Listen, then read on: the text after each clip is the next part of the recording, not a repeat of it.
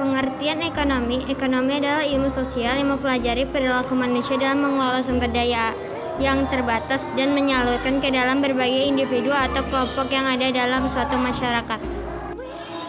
Sejarah ekonomi. Ilmu ekonomi klasik lahir tahun 1776 dengan terbitnya buku Adam Smith, Pearl of Nations. Meskipun demikian, ilmu ekonomi yang sekarang diajarkan berbagai buku-buku teks ekonomi sebenarnya adalah ilmu ekonomi neoklasik yang lahir satu abad kemudian, 1890, melalui penerbitan Principles of Economics oleh Albert Marshall.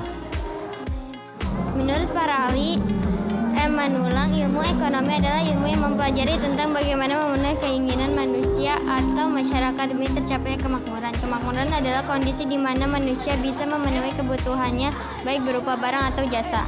Kelangkaan dan kebutuhan daya. Kelangkaan adalah timbul karena manusia terus bertambah akibat sumber daya yang ada tidak cukup untuk memenuhi kebutuhan hidup. Sedangkan pengertian kelangkaan dalam ilmu ekonomi adalah suatu keadaan di mana jumlah alat pemuas kebutuhan lebih sedikit daripada ilmu kebutuhan alat pemuas tersebut.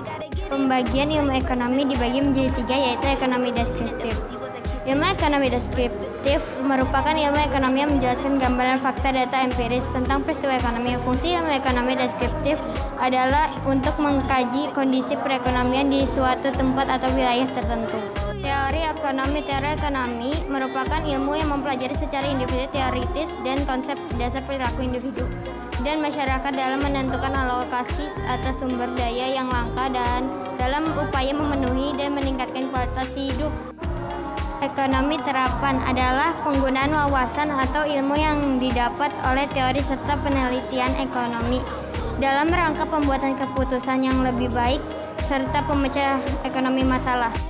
Kebutuhan ekonomi. Kebutuhan manusia adalah sesuatu yang dibutuhkan oleh manusia untuk keinginan manusia yang harus dipenuhi demi tercapai kepuasan rohani maupun jasmani untuk keberlangsungan hidupnya. Kebutuhan ini dapat berupa jasa barang ataupun jasa.